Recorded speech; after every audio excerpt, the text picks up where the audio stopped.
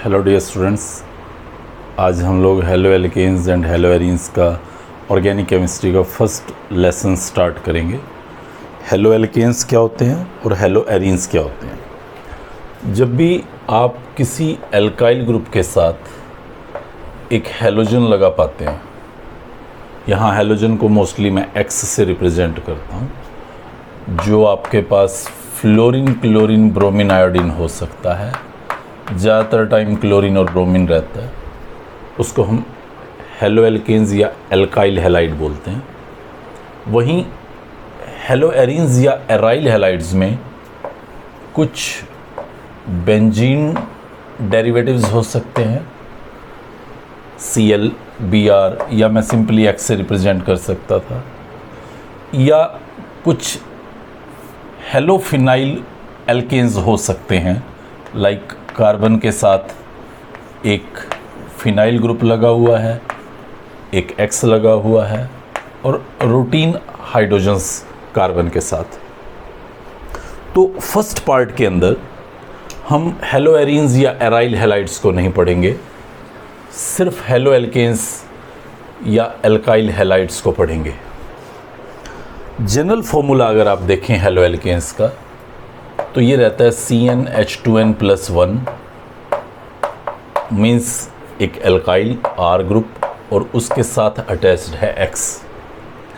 N की value put करते जाइए तो हमारे पास हेलो एल्केन्स बनते चले जाएंगे। लाइक अगर मैं N की वैल्यू 1 पुट करता हूँ, this is hello methane, this is hello ethane. X को बदलिए, प्रॉपरली कोई मेंबर रखिए फ्लोरीन, तो फ्लोरो एल्केन्स बनने शुरू हो जाएंगे। Cl लगाएंगे तो क्लोरो एल्केन्स बनने शुरू हो जाएंगे। क्या इन कार्बन्स में डबल बॉन्ड नहीं हो सकता या ट्रिपल नहीं हो सकता? मतलब हेलो एल्कीन्स और हेलो एल्काइंस वो होते हैं, लेकिन हम लोग यहाँ पे इस चैप्टर में सिर्फ हेलो एल्केन्स पे ही ज़्यादा फोकस करने वाले हैं। 3 तरह के हैलाइड्स या एल्काइल हैलाइड्स या हेलो एल्केन्स हमारे सामने मोस्ट ऑफ द टाइम नज़र आते हैं। X जिस कार्बन के साथ लगा हुआ है वो अगर फर्दर एक कार्बन से अटैच्ड है तो इसको हम बोलते हैं प्राइमरी हैलाइड। ज़्यादातर टाइम ये सिंबल देते हैं प्राइमरी के लिए, ये हमारे पास प्राइमरी हैलाइड्स है। कार्बन जिसके साथ X लगा हुआ है वो अगर 2 कार्बन से फर्दर अटैच्ड है तो इसको हम बोलते हैं सेकेंडरी हैलाइड, 2 डिग्री, या इसको मैं सेकेंडरी नाम देता हूँ, ये सेकेंडरी हैलाइड होता है। कार्बन जिसके साथ X जुड़ा हुआ है वो अगर फर्दर 3 कार्बन से लगा हुआ हो, 3 कार्बन से अटैच्ड हो, तो ये आपके पास टर्शरी हैलाइड आता है, 3 डिग्री या टर्शरी हैलाइड।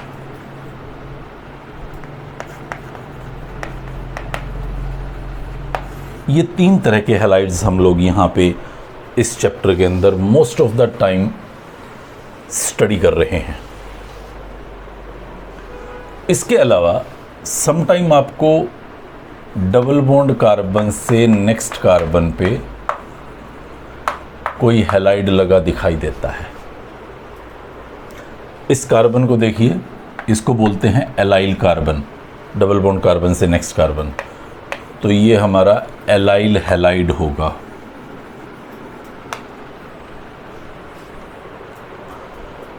बेंजीन के साथ डायरेक्टली लिंक्ड कार्बन पे अगर हैलोजन लगा हुआ है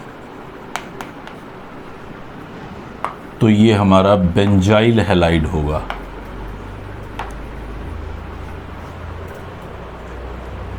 क्या किसी कंपाउंड में सिर्फ एक हैलोजन अटैच्ड होगा? नहीं, ये कोई ज़रूरी नहीं है। अगर एक हैलोजन अटैच्ड है तो ये मोनो हैलो कंपाउंड होगा। अगर 2 अटैच्ड हैं तो ये डाई हैलो कंपाउंड होगा। अगर 3 अटैच्ड हैं तो ये ट्राई हैलो कंपाउंड होगा। और अगर बहुत ज़्यादा अटैच्ड हैं, जनरली 2 या 2 से ज़्यादा, तो हम उसको पॉली हैलो कंपाउंड भी बुलाते हैं। डाई हैलो के बारे में थोड़ा सा सुनिए। अगर मान लीजिए एक ही कार्बन पे 2 हैलोजन्स लगे हैं, आगे क्या है उसको जाने दो। एक ही कार्बन पे 2 हैलोजन्स लगे हैं तो इसको बोलते हैं जेम डाई हैलाइड।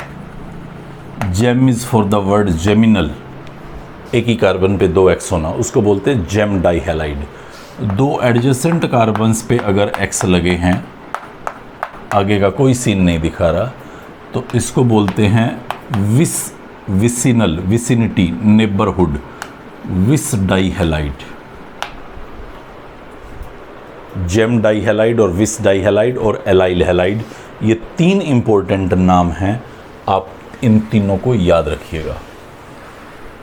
नाम IUPAC के अकॉर्डिंग कैसे लिखा जाता है? सी, एल्क जो है वो वर्ड रूट है, आप कंपाउंड में लेंथ ऑफ द चेन देखेंगे, उसके अकॉर्डिंग डिसाइड करेंगे।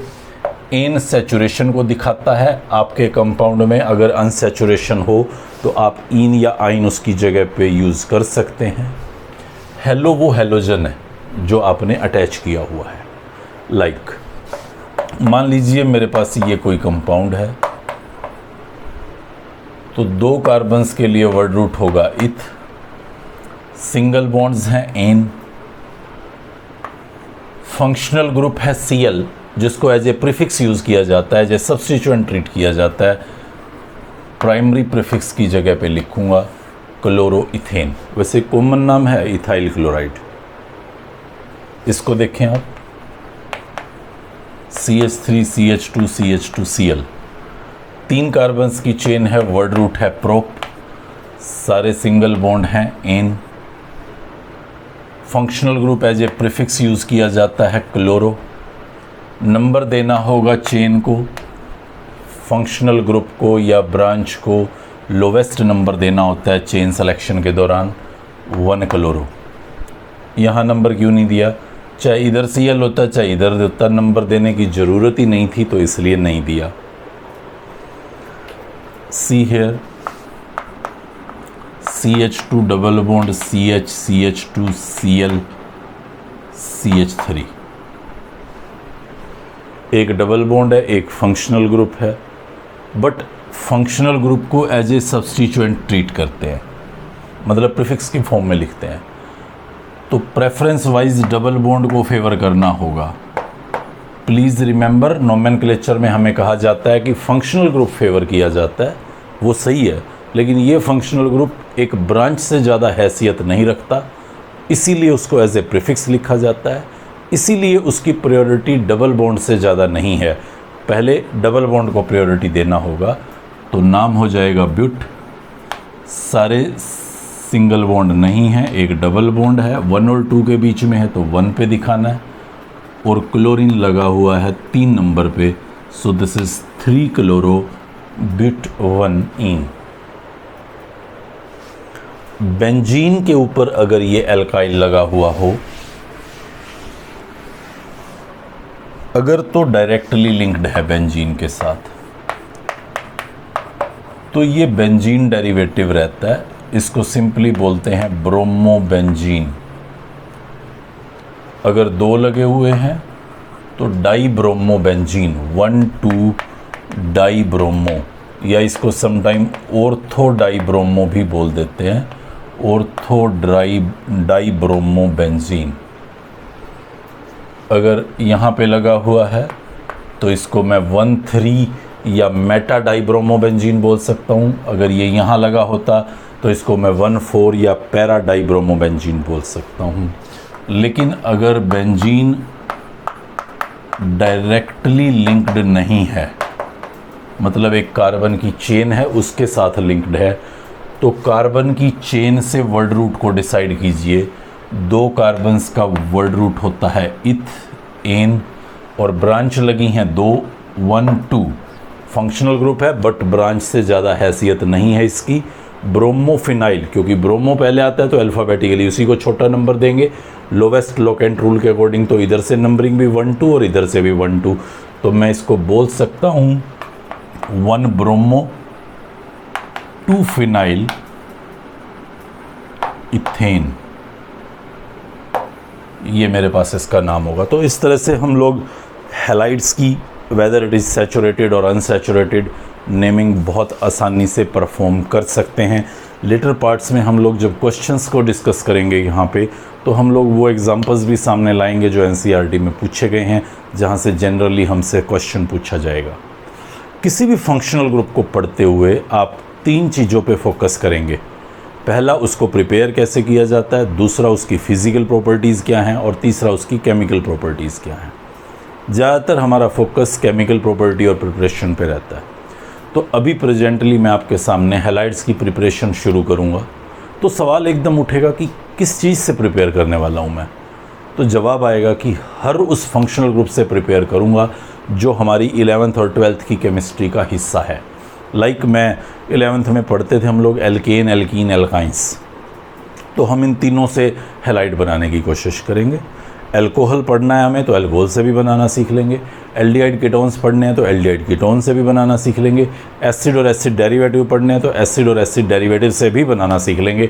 और अमीन अगर पढ़ने हैं तो अमीन से भी बनाना सीख लेंगे। मतलब जितने भी फंक्शनल ग्रुप हमारे सामने हैं 11th और 12th की पूरी केमिस्ट्री में, उन सभी से हैलाइड बनाना सीखेंगे। क्या ज़रूरी होता है? हमारी बुक तो सिर्फ 4-5 ही बता रही है, एक एल्केन से, एक एल्कीन से और एक अल्कोहल से, कहानी ख़त्म। हमारा काम नहीं चलेगा उससे। इसलिए हम हर एक फंक्शनल ग्रुप से इन हैलाइड्स को बनाना सीखेंगे। हो सकता है बुक को देखते हुए आपको कई बार लगे कि नहीं ये तो वैसे ही सर बोल रहे हैं, एक्स्ट्रा है, इसकी ज़रूरत नहीं है। सबकी ज़रूरत है, एक्स्ट्रा एक भी बात नहीं बताई जा रही। हाँ, देर सवेर किताब में आगे पीछे हो सकती है। आप उस बुक को मत देखिए कि वो कहाँ लिख रहा है, आपको जो बताया जा रहा है आप हर उस रिएक्शन पे उतना काम करें जितना आपको बोला जाएगा।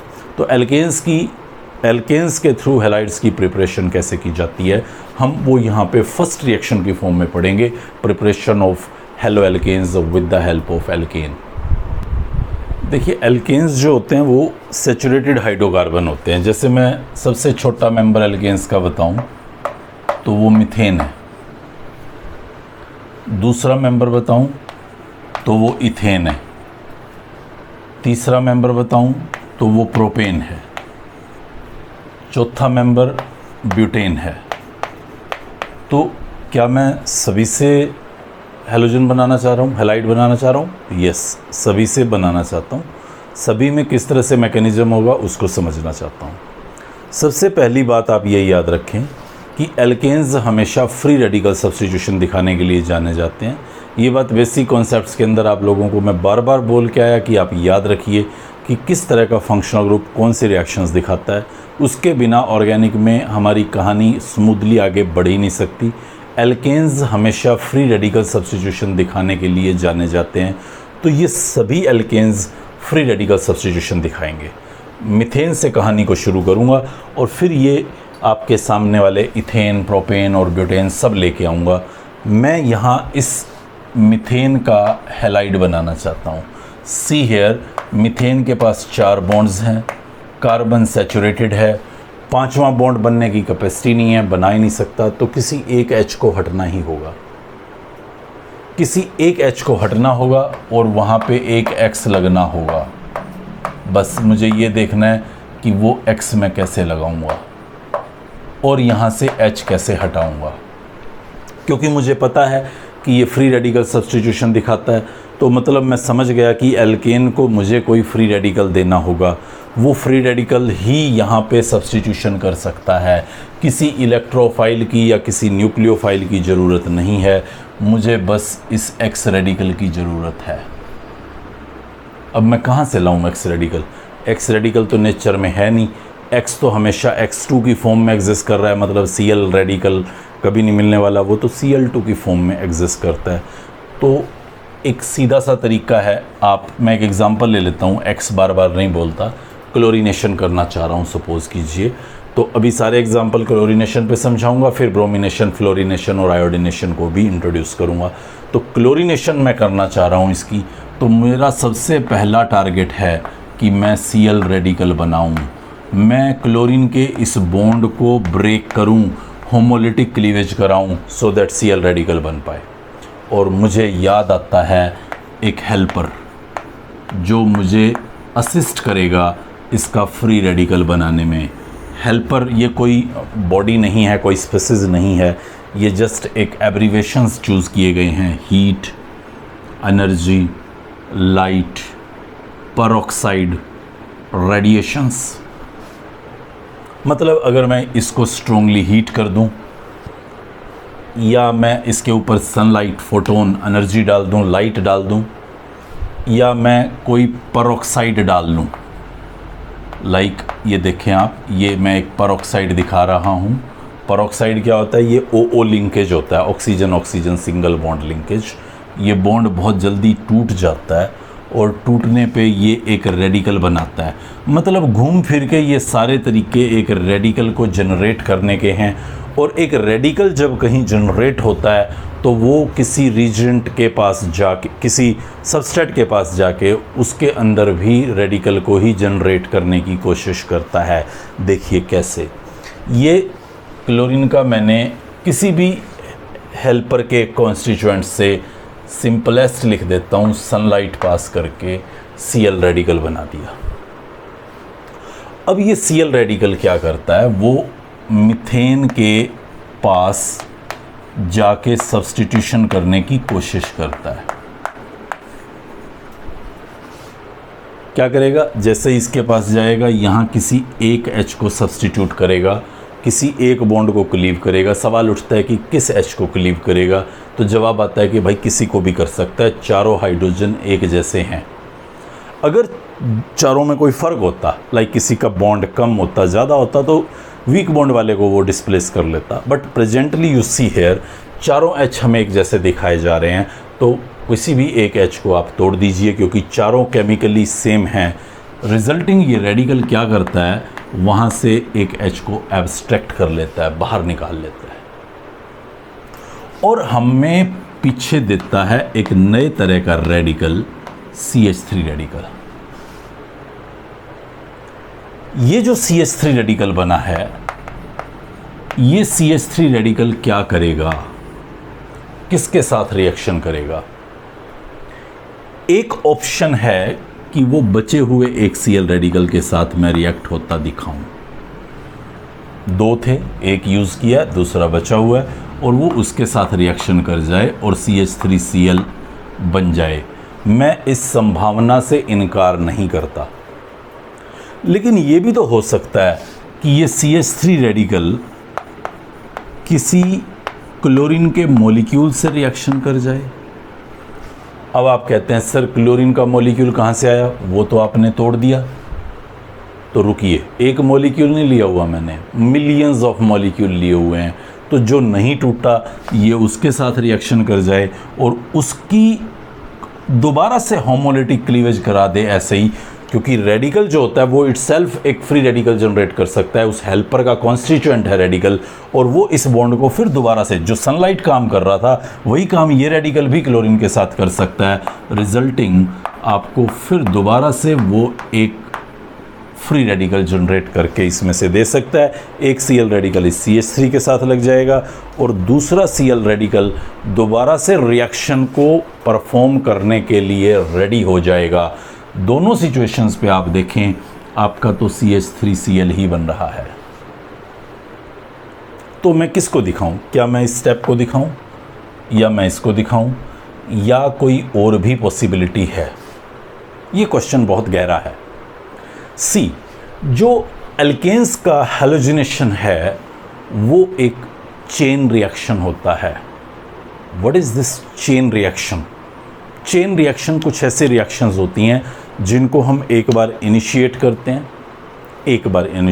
उसके बाद वो अपने आप इनिशिएशन लेते हुए प्रोपेगेट करती हैं, फिर एट द लास्ट वो किसी न किसी वजह से टर्मिनेट हो जाती हैं, या हम लोग कोशिश करके उसे किसी भी पॉइंट पे टर्मिनेट करवा देते हैं। सभी चेन रिएक्शंस इन्हीं 3 स्टेप्स को फॉलो करती हैं।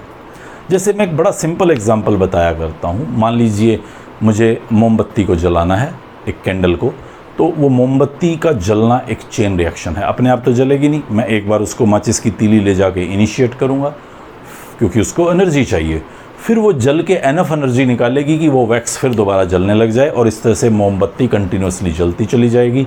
जहाँ कहीं ऑक्सीजन की सप्लाई कट ऑफ हुई या मैंने फूंक मार दी तो वो बुझ भी सकती है, मीन्स उस चेन को मैं टर्मिनेट भी कर सकता हूँ। चलिए एक एग्जांपल पे समझते हैं, इसी रिएक्शन पे समझेंगे, रादर कंप्लीट इसी रिएक्शन पे समझेंगे अपनी पूरी कहानी को, और फिर कुछ बड़े एल्केन्स के ऊपर उसे अप्लाई करेंगे। देखिए आप, ये मेरे पास एक कंटेनर है जिसके अंदर मैं मीथेन और क्लोरीन डालने वाला हूँ। ये मेरे मीथेन के मॉलिक्यूल्स हैं, और कितने हैं ध्यान दें, कितने हैं मॉलिक्यूल। अगर मैंने सिर्फ 1.5 ग्राम मीथेन डाला, बहुत ही थोड़ा ले रहा हूँ ये, तो this will be approximately 6 × 10⁻22 molecules. मतलब 6 के पीछे 22 ज़ीरोज़ लगा दो, इतने सारे मॉलिक्यूल डाल दिए सिर्फ 1.5 ग्राम मीथेन में। और मैं तो लूँगा 5-10 ग्राम लूँगा, तो अगर मैं सपोज़ करो 30 ग्राम लेता हूँ, तो ये मुझे लगभग 1 के पीछे 24 ज़ीरोज़, लगभग बोल रहा हूँ, मोल कंसेप्ट पढ़ लेना जाके, तो 1 के पीछे 24 ज़ीरोज़, इतने मैंने मीथेन के मॉलिक्यूल ले लिए हैं यहाँ पे। बहुत अच्छा किया, एक दिखा रहा हूँ। और मैंने यहाँ पे डाल दिए क्लोरीन के मॉलिक्यूल्स, वो भी अच्छे खासे डाले, लगभग सेम डाले, इक्वल अमाउंट डाला। क्लोरीन के मॉलिक्यूल दिखाए 2 हैं बहुत सारे यहाँ पे, मीथेन बहुत सारे हैं, क्लोरीन बहुत सारे हैं। अब मैं इसके अंदर रिएक्शन करना चाहता हूँ, तो मुझे सबसे पहला एज सच कोई रिएक्शन होती दिखाई नहीं देगी, मैं इसको कोई एक हेल्पर दूंगा। तो सबसे सस्ता हेल्पर पड़ रहा है, सनलाइट डाल दूंगा मैं इसके ऊपर, HNO। अब जब मैं HNO डालता हूँ तो HNO क्या करता है, इसकी चेन को इनिशिएट करता है। मीन्स इस Cl2 पे जैसे ही सनलाइट पड़ता है तो वो Cl रेडिकल बना लेता है। सवाल ये उठता है कि कितने क्लोरीन्स को तोड़ेगा। तो देखो, एक फोटोन एक क्लोरीन पे गिरा तो उसको वो ब्रेक कर देगा। सपोज करो 500 क्लोरीन टूट गए। वैसे ही एक हाइपोथेटिकल डाटा बोल रहा हूँ बात को समझाने का। सपोज करो 500 क्लोरीन टूट गए, तो 500 क्लोरीन जब टूटे तो 1000 क्लोराइड रेडिकल बने, क्लोरीन रेडिकल बने 1000। ये बन के खुश तो है नहीं। ऐसा भी हो सकता है कि ये 2 Cl रेडिकल इमीडिएटली वापस चिपक के Cl2 बन जाएं। अगर ये स्टेबल ही होते तो आप सोचो Cl2 बनता ही क्यों, Cl रेडिकल मिलता नेचर में हमें। तो Cl रेडिकल कोई स्टेबल बॉडी तो है नहीं कि आपने सनलाइट डाला और वो चुपचाप टूट के इधर उधर फ्री घूमते रहे। क्यों घूमेंगे भाई, वो तो अनस्टेबल होते हैं, तो वो तो जुड़ना चाहेंगे। अब हो सकता है तुक्का लगे कि उनको वो Cl अपना भाई मिला ही नहीं जो बिछड़ गया, आपने तोड़ा जिसको, वो कहीं इधर उधर घूम रहा है, वो इधर उधर घूम रहा है, नज़दीक आ नहीं रहे, तो हो सकता है वो ना जुड़ें, बट हो सकता है तुक्का लग जाए वो जुड़ जाएं, ऐसा हो सकता है। तो जो 1000 Cl रेडिकल बने उनमें से कुछ तो तुक्का लगने पे वापस Cl2 में बदल चुके होंगे। चलिए मान लीजिए 20%, 10% जुड़ गए हों, या चलो ज़्यादा से ज़्यादा समझ लो 50% जुड़ गए हों, तो भी आपके पास 500 Cl रेडिकल वहाँ पड़े हैं। तो वो 500 Cl रेडिकल जो इस तरह से फ्री पड़े हैं, उनमें से कुछ radical, please listen me carefully, कुछ रेडिकल मीथेन के पास जाएंगे और मीथेन के एक H को एब्स्ट्रैक्ट करके CH3 रेडिकल बना देंगे। ये जो नया रेडिकल बनेगा, ये नया रेडिकल क्या कर सकता है, आप देखें। हो सकता है उसको वो घूमता हुआ एक Cl रेडिकल मिल जाए जिसको कोई सहारा नहीं मिला अभी तक, तो ये यहीं पे रिएक्ट कर जाएगा। आपको फिर दोबारा जाके यहाँ रिएक्शन परफॉर्म कराने के लिए Cl रेडिकल बनाना पड़ेगा और फिर यहाँ पहुँचना पड़ेगा। मतलब ये चेन का इनिशिएशन था, ये चेन चली और यहाँ आके टर्मिनेट हो गई, ख़त्म हो गई। मैं मना नहीं कर रहा कि ये नहीं हो पाएगा, लेकिन आप याद रखें Cl रेडिकल बहुत थोड़े हैं यहाँ पे। Cl2 मॉलिक्यूल का अंबार है, बहुत सारे पड़े हैं, तो ज़्यादा प्रोबेबिलिटी यही होगी कि वो Cl2 के साथ रिएक्शन करे, रिजल्टिंग इसके एक बॉन्ड को तोड़े, एक रेडिकल यहाँ जुड़ जाए और एक रेडिकल फ्री हो जाए। ये जो रेडिकल फ्री हुआ है, ये फिर किसी दूसरे मीथेन के साथ टकराए, क्योंकि मीथेन भी बहुत सारे पड़े हैं, उसके एक H को एब्स्ट्रैक्ट करे, एक नया रेडिकल बनाए। ये जो नया रेडिकल बने, ये फिर किसी क्लोरीन से रिएक्शन करे और CH3Cl + Cl रेडिकल बनाए। इस तरह से यही 2 चीज़ें बार बार रिपीट होती रहें और आपके इस सिस्टम में CH3Cl बनता चला जाए। आप कहेंगे ज़रूरी है क्या? आप बोल रहे हो जी हर बार Cl2 से टकराएगा, तो मैं कह रहा हूँ भाई ज़रूरी नहीं है। ऐसा हो सकता है कि CH3 रेडिकल Cl रेडिकल से टकरा जाए, लेकिन मैं बोल रहा हूँ कि प्रोबेबिलिटी कम है, और प्रोबेबिलिटी कम है तो प्रोडक्ट बनने के आसार भी कम है। हाँ, ये तो चल ही रहा होगा। अब याद करें, मैंने बोला स्टार्टिंग पे मान लो 1000 Cl रेडिकल बने और 1000 में आधे वापस जुड़ गए, तो 500 तो अभी भी पड़े। तो 500 में मैं दिखा रहा हूँ एक Cl रेडिकल रिएक्शन करना शुरू करता है, तो क्या बाकी डांस करेंगे, वहाँ इंतज़ार करेंगे? नहीं, हो सकता है वो भी किसी मिथेन से इन्वॉल्व हो गए हों और सेम ऐसी चेन चला रहे हों। ये मैंने एक चेन दिखाई, एक Cl रेडिकल से, एक Cl रेडिकल से ये चेन चलनी शुरू हुई है, कोई दूसरा Cl रेडिकल भी ऐसी चेन चला रहा होगा, कोई तीसरा Cl रेडिकल भी ऐसी चेन चला रहा होगा, और इस तरह से बहुत सारी रिएक्शंस यहाँ पे हो रही होंगी। मतलब हर चेन में आपको CH3Cl निकलता दिखाई दे रहा होगा। कहीं ऐसा भी है क्या कि दो CH3 रेडिकल, एक इस चेन का CH3 रेडिकल और एक किसी दूसरी चेन का CH3 रेडिकल आपस में टकरा जाएं और इथेन वहाँ पे बन खड़ा हो?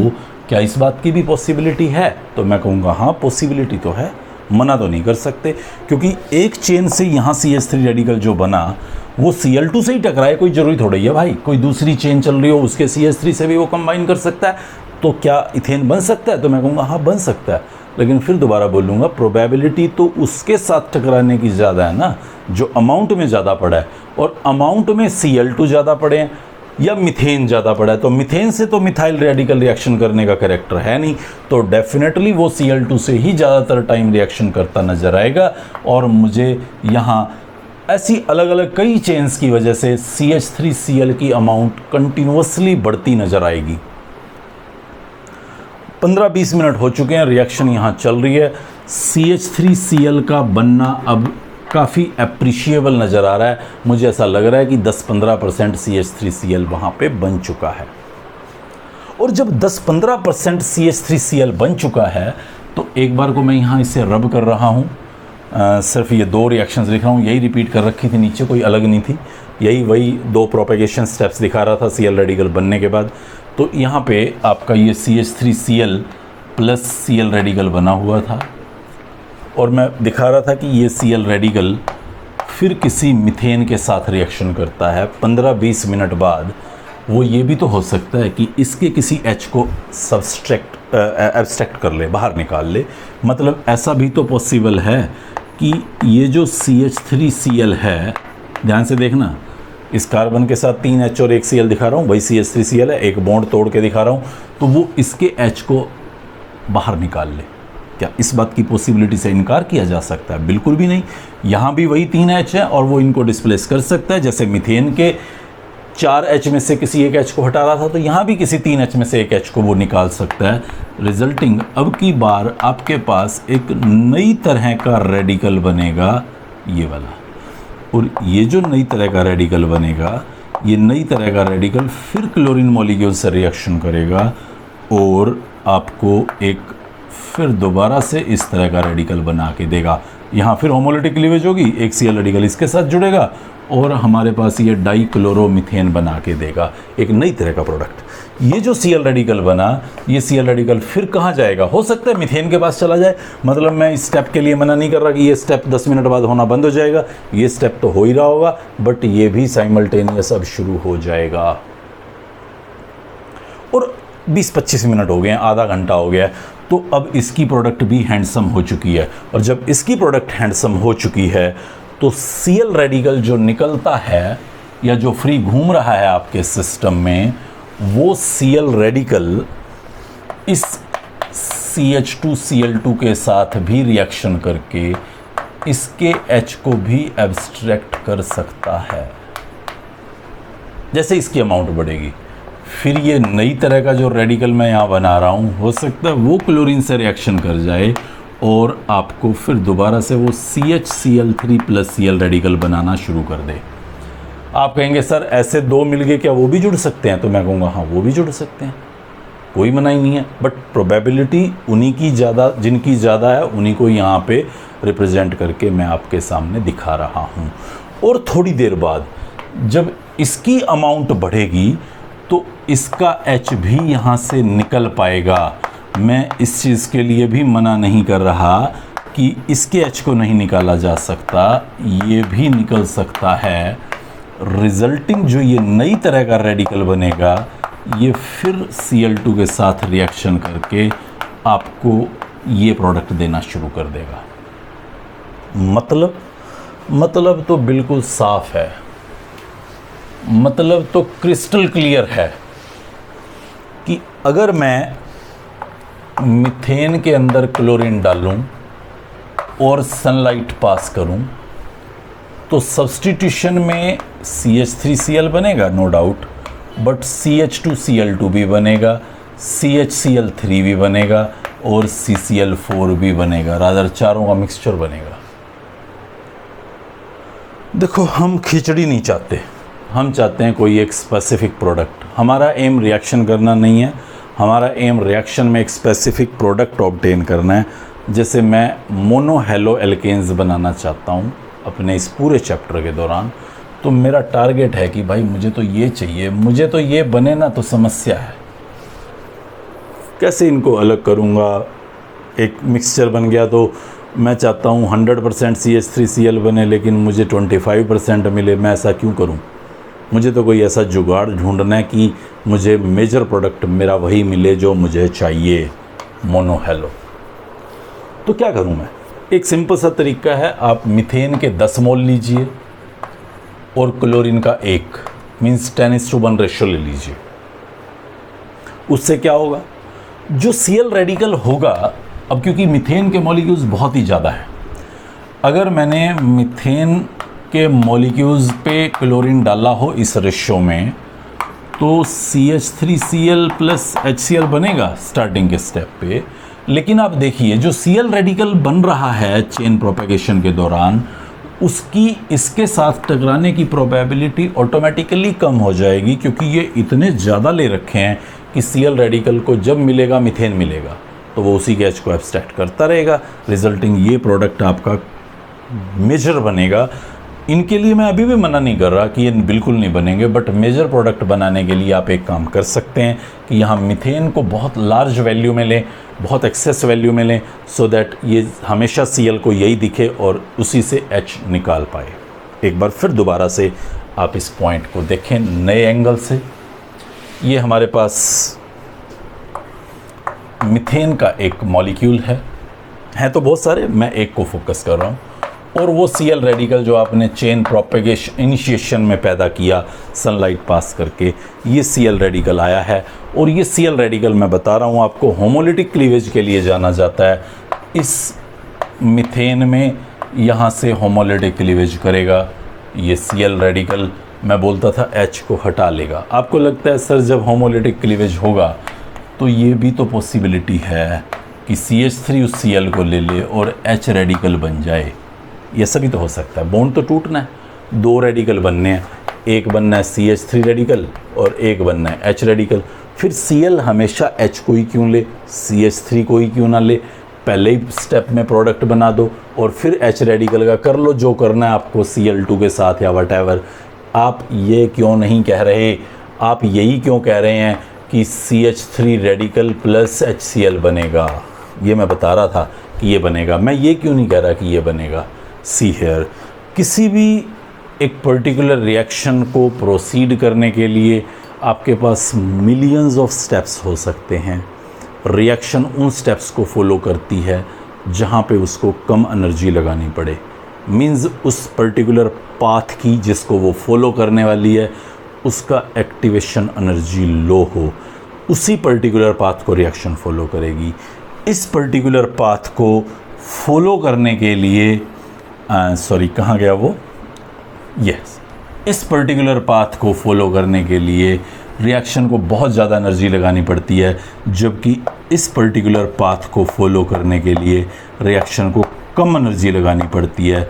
रिजल्टिंग फिर यही स्टेप हमें होता नज़र आता है और ये स्टेप होता नज़र नहीं आता। अब आप फिर सोचने लग जाते हैं सर हमें कैसे पता चलेगा कि उस स्टेप की एक्टिवेशन एनर्जी कम है या ज़्यादा है? तो देखो, ये नहीं बताया जा सकता, ये तो डेटा बेस्ड है। रिएक्शन का मैकेनिज्म जब समझा रहा हूँ तो वो इसीलिए समझा रहा हूँ कि आप इस बात को याद रखें। ऐसे याद रखें कि कोई एक रेडिकल आएगा और वो एल्केन्स से पहले H को एब्स्ट्रैक्ट करेगा। किस H को एब्स्ट्रैक्ट करेगा? तो 4 पड़े हैं, चारों में से जो मौका मिला, जो सामने आया उसको कर लेगा।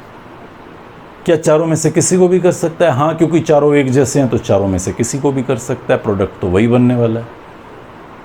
हाँ, अगर 2 तरह के हाइड्रोजन हो, 3 तरह के हाइड्रोजन हो, 4 तरह के हाइड्रोजन हो तो फिर दिक्कत आ सकती है। फिर वो किसको निकालेगा हमें देखना होगा।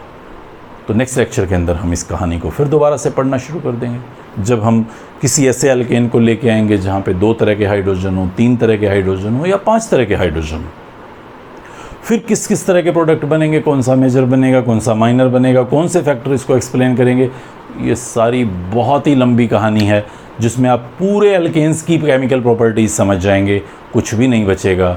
Wait for the next lecture जहाँ पे हम इसी रिएक्शन के साथ दोबारा इसको कंक्लूड करने की कोशिश करेंगे। Good bye.